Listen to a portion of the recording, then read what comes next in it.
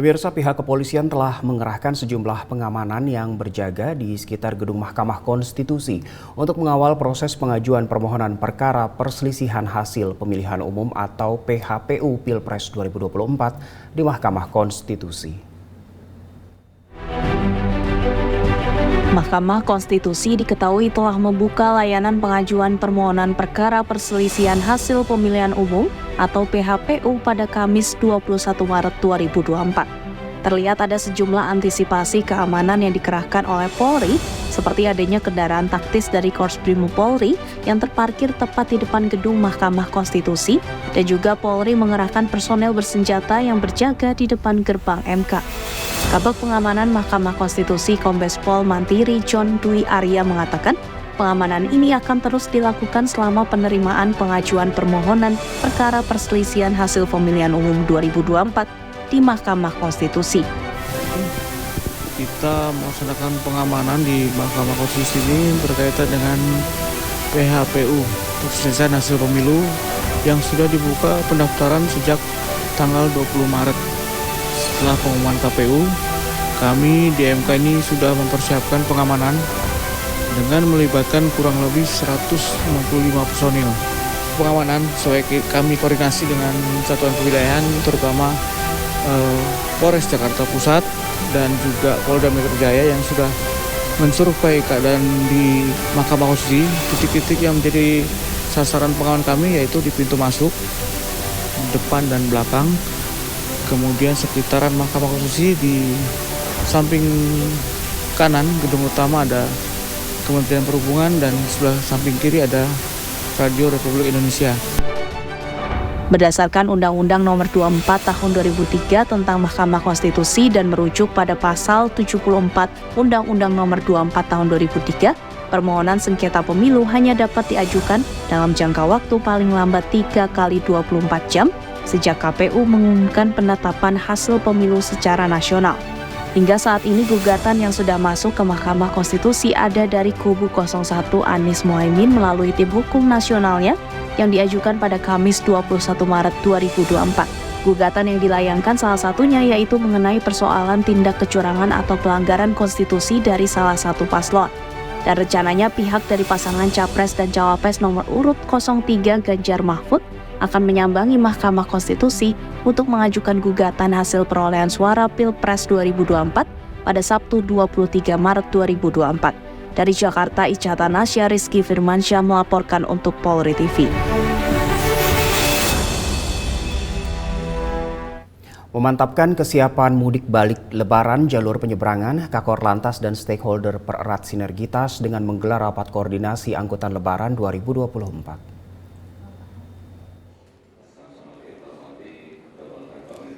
Kakor Lantas Polri Irjen Pol Aan Suhanan bersama Menko PMK Muhadjir Effendi dan Menteri Perhubungan Budi Karya Sumadi menghadiri rapat koordinasi angkutan Lebaran 2024 lintas Merak Bakauheni. Dalam kesempatan ini, Irjen Pol Aan mengungkapkan penyeberangan Merak Bakauheni dan Ketapang Gilimanuk merupakan salah satu titik krusial dalam pengelolaan arus mudik Lebaran 2024. Hal ini karena penyeberangan memiliki karakteristik tersendiri dan strategi yang dilakukan juga berbeda dengan yang diterapkan di jalur tol. Untuk mengurangi risiko kecelakaan, pihaknya juga akan melakukan pengawalan untuk pemudik yang menggunakan roda 2 di area penyeberangan. Selain itu, juga akan diberlakukan sistem penundaan perjalanan dan buffer zone di sekitar pelabuhan penyeberangan. Strategi yang kita akan lakukan adalah mengatur flow masuk, baik itu roda 2, roda 4, dan kendaraan yang akan masuk ke pelabuhan. Karena area terbatas, ini perlu kita atur. Untuk itu kita akan melakukan beberapa strategi nanti untuk pengaturan arus masuk ke pelabuhan ini. Yang pertama, kita akan melakukan penundaan perjalanan atau delaying system, delaying system sehingga tidak mengganggu arus lalu lintas yang reguler nantinya. Ini perlu kita atur ketika pelabuhan nanti sudah padat, PC ratio yang sudah tidak moderat. Kita akan koordinasi, kita akan melakukan penundaan di tempat-tempat yang sudah disiapkan.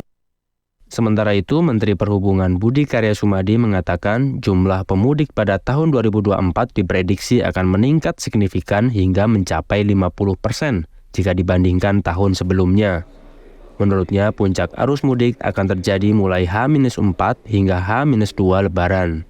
Melalui rakor ini diharapkan semua stakeholder dan masyarakat dapat bekerja sama demi menciptakan mudik ceria penuh makna. Dari NTMC Korlantas Polri melaporkan untuk Polri TV.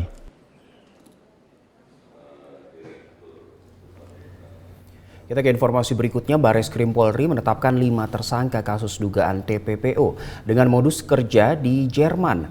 2 dari 5 tersangka masih berada di Jerman namun telah diamankan pihak-pihak terkait. Di Tipidum, Bareskrim Polri telah menetapkan 5 tersangka dalam kasus dugaan tindak pidana perdagangan orang atau TPPO yang terkait dengan modus kerja di Jerman. Direktur Tindak Pidana Umum Bareskrim Polri, Brigjen Pol Juhandani Raharjopuro mengatakan, kelima tersangka berinisial ER, A, SS, AJ, dan MZ diduga mengeksploitasi mahasiswa untuk bekerja secara ilegal di Jerman. 2 dari 5 tersangka yakni ER dan A masih berada di Jerman. Brigjen Pol Juhandani mengungkapkan penyidik telah berkoordinasi dengan Divisi Hubungan Internasional Polri dan KBRI Berlin untuk mengamankan kedua tersangka. Selain itu, dalam penanganan kasus ini, penyidik di tingkat Polda juga telah berkoordinasi dengan pihak universitas terkait.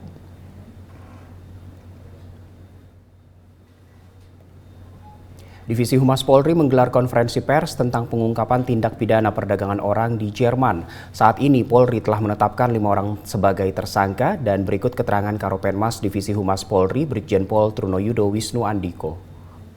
Terkait adanya pengungkapan tindak pidana perdagangan orang TPPO ya yang ada di Jerman, rekan-rekan telah ketahui Bareskrim telah menyampaikan Polri telah mengungkap kasus TPPO modus yang dilakukan dengan program magang atau foreign job untuk mahasiswa ke Jerman. Namun faktanya yang telah disampaikan dan diketahui mahasiswa tersebut dipekerjakan secara non-prosedural sehingga korban tersebut tereksploitasi. Ya. Polri tentunya akan menjelaskan di sini mendapatkan informasi awal dari KBRI di Jerman terkait dengan awal adanya 4 orang mahasiswa yang datang ke KBRI untuk mengikuti program foreign job. Setelah dilakukan pendalaman, hasil yang didapat bahwa program ini dijalankan sebanyak ada, ini masih proses pendalaman ya, beberapa universitas di Indonesia dengan total mahasiswa juga yang diberangkatkan ini sebanyak 1.407 mahasiswa dan 33 universitas. Tentunya ini secara kronologis sudah disampaikan oleh Bareskrim, Direktorat Tindak Pidana Umum ya. Saat ini seluruh korban perlu diketahui sudah ada di Indonesia. Ya, berada di Indonesia karena memang kontrak program magang ini telah habis per Desember 2023 yang lalu. Sehingga rekan-rekan kemarin yang bertanya, untuk korban seluruhnya sudah di Indonesia ya. Dan kita jeda dulu pemirsa, Presisi Pagi akan segera kembali.